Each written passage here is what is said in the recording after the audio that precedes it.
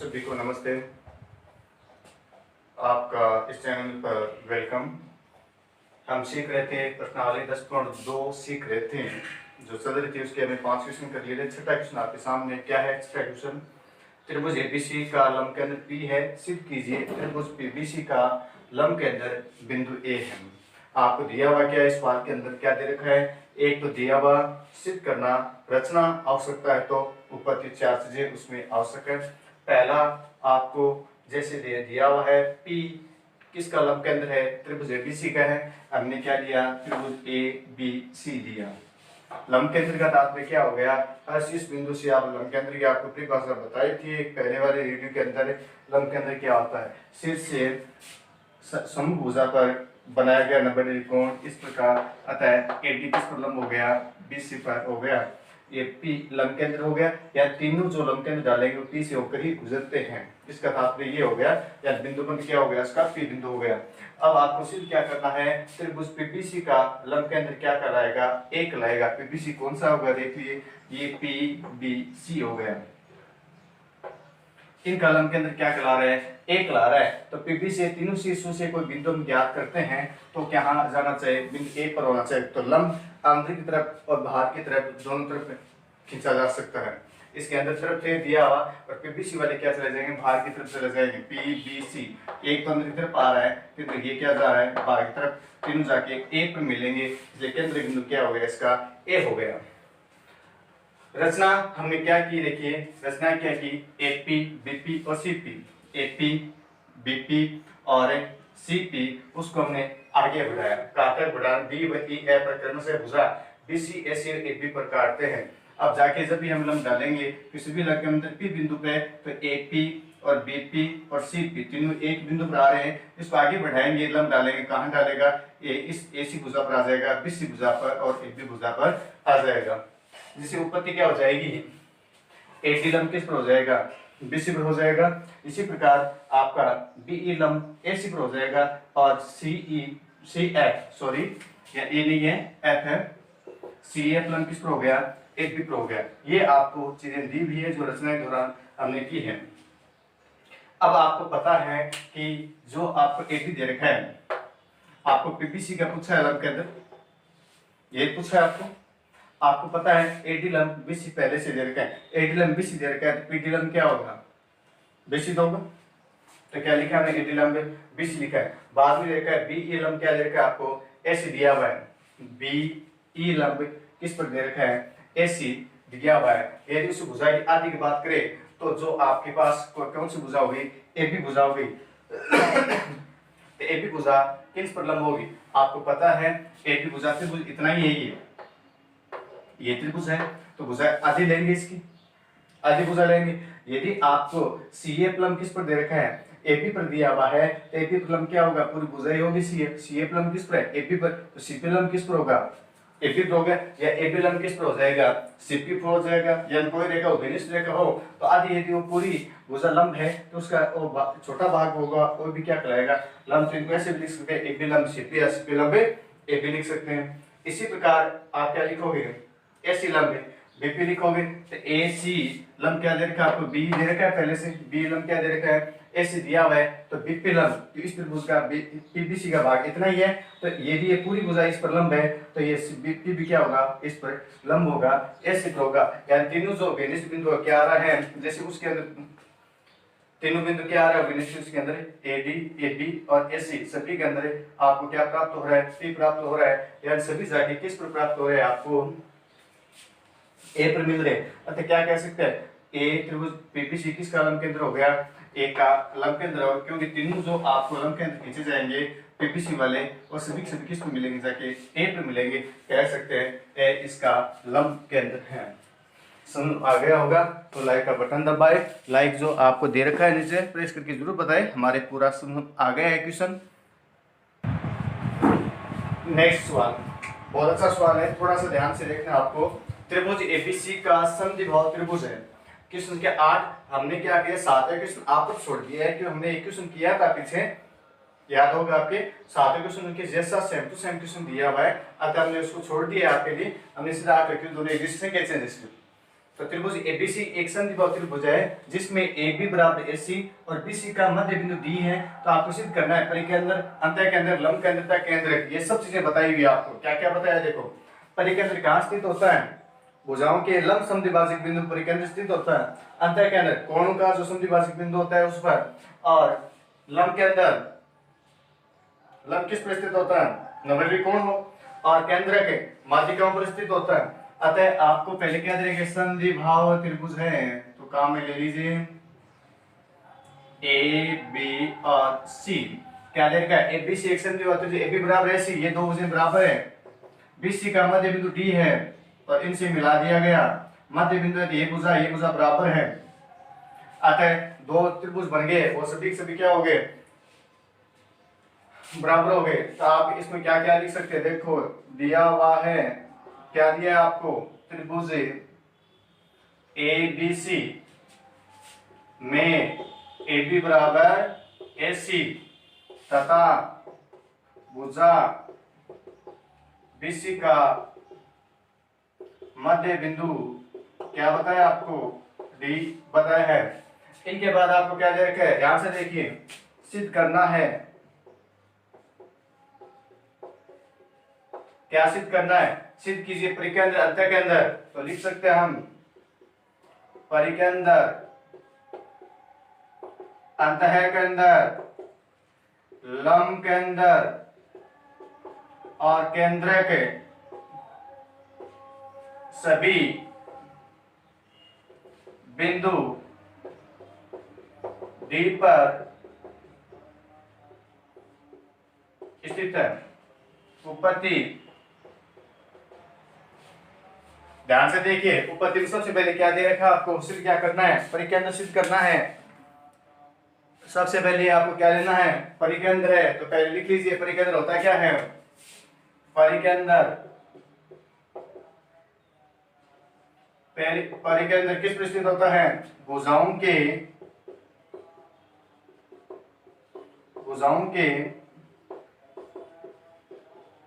लंब समद्विभाजक पर, किस पर, भुजा के लंब समद्विभाजक पर। तो देखिए आपको, देखो त्रिभुज के अंदर दो भाग बने हुए हैं, त्रिभुज ए बी डी तथा त्रिभुज ए सी डी में क्या क्या भुजाएं, दो भुजाएं बराबर आ गई है, ए बी बराबर ए सी, ए डी बराबर ए डी घनिष्ठ भुजा, बी डी बराबर सी डी मध्य बिंदु से। अतः दोनों त्रिभुज सर्वांग सम हो गए, ए बी डी सर्वांग सम, ए सी डी कौन से नियम से, एस एस नियम से। यदि दोनों क्या हो गई, सर्वांग सम हो गया, सर्वांग सम हो गया तो ये दोनों कोण क्या हो जाएंगे, बराबर। बराबर क्यों हो गए, क्योंकि सर्वांग सम जो संगत भाग बराबर होते हैं और रेखा एक ही रेखा से रेखा बने हुए तो उसका मान क्या है, 180 डिग्री। अतः दोनों का मान क्या आ जाएगा, 90 डिग्री आ जाएगा। अतः लिख सकते हैं कोण ए डी बी बराबर किसके हैं, कोण ए डी सी, कारण क्या हो गया, 90 डिग्री। 90 कैसे आया, दोनों का मान क्या है, 180, दो का भाग लेंगे क्या आ जाएगा, 90 डिग्री। अतः के दोनों कोण बराबर है, 90 डिग्री आ रहा है और ये दोनों भुजाएं बराबर है मध्य बिंदु से। अतः कह सकते हैं, अतः एडी क्या है, एक लंब समद्विभाजक रेखा हो गई, एडी क्या है, एक लंब समद्विभाजक रेखा हो गई। अतः परिधि के अंदर किस पर स्थित होगा, एडी पर स्थित होगा। अतः एडी बीसी का क्या कहलाएगा, समद्विभाजक कहलाएगा। एडी का क्या है, समद्विभाजक है। अतः कह सकते हैं परिधि के अंदर एडी रेखा पर स्थित होगा। आ गया समझ में परिधि के अंदर वाली बात, परिधि के अंदर एडी रेखा क्यों स्थित होगा, मध्य बिंदु आपको पहले से दिया हुआ है, 90 डिग्री कोण आपने कर दिया, इसलिए भुजा क्या हो गया, लंब समद्विभाजक हो गया और भुजा का लंब समद्विभाजक हो गया। अतः परिधि के अंदर क्या हो गया, इसका एडी रेखा पर स्थित होगा। सवाल मिटा रहा हूं मैं।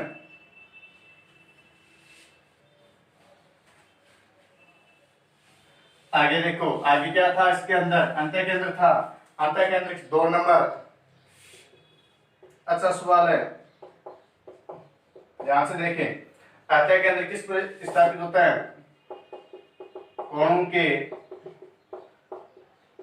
समद्विभाजक पर, समद्विभाजक रेखा पर होता है। तो देखिए आपको दिया हुआ था, हम निश्चित कर चुके हैं, त्रिभुज ए बी डी सर्वांग सम त्रिभुज ए सी डी दिया हुआ है, यानी निश्चित कर लिया है, ये सर्वांग सम है। सर्वांग सम त्रिभुजों के संगत भाग बराबर होते हैं। इसको एक मान लो, इसको क्या मान ले, हमें दो मान ले, तो कह सकते हैं कोण एक बराबर दो। तो ये दोनों बराबर हो रहे हैं, इसलिए एडी रेखा क्या करिए, कोण ए का समद्विभाजक करती है रेखा। तो लिख सकते हैं कोण ए का समद्विभाजक क्या बता रखा है, एडी है। अतः इनका भी इस ऊपर किस जाएगा, इसलिए इस बिंदु किस पर प्राप्त होगा, एडी रेखा पर प्राप्त होगा। अतः है अंतः के अंदर, अंतः के अंदर एडी रेखा पर स्थित होगा, एडी रेखा पर स्थित होगा। 3 नंबर क्या दे रखा आपको, लंब के अंदर, लंब के अंदर अभी आपने सिद्ध किया था दोनों कोणों का मान, क्या सिद्ध किया था, त्रिभुज ए बी डी सर्वांग सम त्रिभुज ए सी डी किया था। लंब के अंदर क्या किस पर स्थित होता है, लंब पर स्थित होता है, या जो लंबी कोण बनाती है उस रेखा पर स्थित होता है। अतः आपने सिद्ध किया था कोण ए डी बी बराबर कोण ए डी सी, कितनी डिग्री का सिद्ध किया था, 90 डिग्री का। तो 90 डिग्री का कोण आ रहा है, तो लंब किस पर स्थित होता है, लंब रेखा पर, लंब पर स्थित होता है। अतः क्या लिख सकते हैं इसमें, एडी किस पर लंब हो गया, बीसी पर लंब है, एडी बीसी पर लंब है। अतः लंब के अंदर एडी रेखा पर स्थित होगा। मान क्या दे रखा है, 4 नंबर केंद्र के दे रखा है। केंद्र किस पर स्थित होता है, माध्यिका पर। केंद्र किस पर स्थित होता है, माध्यिका पर। तो माध्यिका कैसे कहलाती है, मध्य बिंदु से खींची जाने वाली रेखा। तो आपको दे रखा है डी भुजा बीसी का क्या दे रखा है आपको, मध्य बिंदु है। अतः बीडी बराबर क्या लिखेंगे, सीधी लिखेंगे, मध्य बिंदु है। अतः आगे लिख सकते हैं केंद्र के एडी रेखा पर स्थित है, एडी रेखा पर स्थित है। समझ आ गया होगा तो लाइक करके जरूर बताएं, कमेंट से जरूर बताएं कि आपके समझ आया या नहीं आया। अच्छा सवाल था एकदम, एक एक छोटी छोटी चीज ध्यान रखना है एकदम, पर यदि परिभाषाएं ध्यान में तो हो जाएगा सवाल ये। नेक्स्ट 9वां सवाल देखिए कैसा सवाल है, चित्र बनाइए पहले से। त्रिभुज एबीसी का लंब केंद्र एच है, तो पहले क्या लेना पड़ेगा आपको, एक ए बी सी लेना पड़ेगा। ये ए बी सी हो गया, तो ए बी सी का लंब केंद्र, तो लंब केंद्र है तो लंब डालने पड़ेगी, सीधी सी बात है। तो ये लंब हो गया, इस पर डी लिख दिया हमने, और या ई हो गया, और यहाँ क्या हो जाएगा, डी ई एफ हो गया, और लंब केंद्र कौन सा हो गया, एच हो गया। फिर बीसी का लंब क्या हो गया, एच हो गया। अब क्या कह रखा है, ए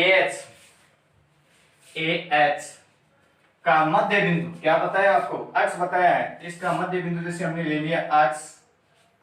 बाद में क्या कहा है, बी एच का मध्य बिंदु वाई है, तो बी एच का मध्य बिंदु जैसे हमने वाई ले लिया, कितना चला जन। इनके बाद क्या कह रखा है, त्रिभुज एक्स वाई जेड, जेड का मध्य बिंदु क्या हो गया, डी एच।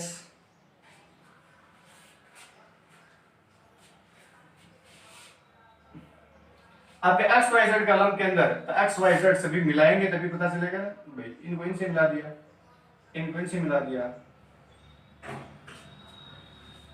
अब ये पूछना चाहता है, अब ये 3 जगह कट गया, देखो यहां पर कट गया, तो कोई बिंदु लिख दो, जैसे मान लिया ओ एम ओ एन हो गया ना। एच इसका भी क्या आ रहा है, विनिष्ट बिंदु आ रहा है, एबीसी कॉलम में एच आ रहा है, तो ये जो त्रिभुज बन रहा है अंदर वाला एच की सहायता से बन रहा है, अतः अपने आप भी पता चल रहा है एच है इस कॉलम के अंदर। तो तुम करोगे कैसे, देखो उपपत्ति के अंदर रचने की आवश्यकता नहीं है, तो उपपत्ति में पहले लंब के अंदर किसी एबीसी की बात करें हम, तो त्रिभुज एबीसी में, एबीसी में यहाँ सब ऐसे बुझना चाहिए। तो पहले एबीसी के अंदर क्या है, हमने जो रचना किया है वो क्या किया, एक रचना लिख भी सकते हैं, देखो इनको थोड़ा समझने के लिए लिख भी सकते हैं, जैसे मैंने लिख दिया रचना, क्या रचना लिखी, एडी लंब बीसी ये भी खींचा, बी लंब एससी और क्या खींचा, सीएफ लंब ए भी खींचा, और सभी एच से एच बिंदु से गुजर रहे हैं, इसलिए एच क्या हो गया, लंब केंद्र हो गया। उपपत्ति,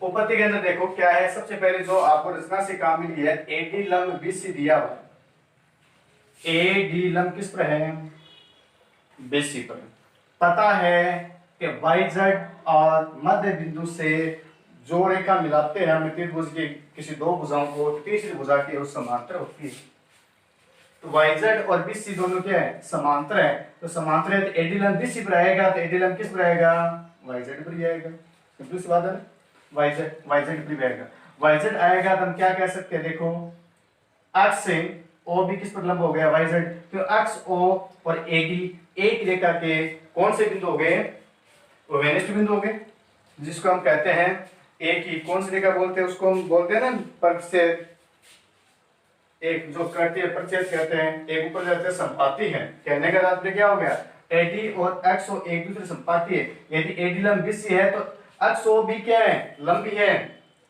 तो एक्स ओ किस पर लंब हो गया, वाईजेड, समीकरण संख्या 1 संपाती होने का।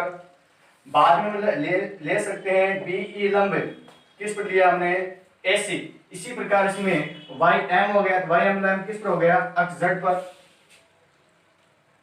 वाई एम लंब हो गया किन पर, एक्स जेड पर, ये समीकरण 2 मान लेंगे। इसी प्रकार हमें अगला जो लंब आपने डाला था सीएफ लंब एबी, तो सीएफ लंब है तो जेड एन भी किस पर लंब हो जाएगा, एक्स से वाई पर हो जाएगा, समीकरण संख्या 3। अब देखो एच एबीसी भी गुजरे हैं, एक्स वाई जेड से भी क्या आ रहे हैं, तीनों बिंदु एच पर ही मिल रहे हैं, तो समीकरण ए 2 व 3 से त्रिभुज एक्स वाई जेड का लंब केंद्र क्या कहलाएगा, एच होगा। हो गया सिर्फ, आ गया समझ में एकदम।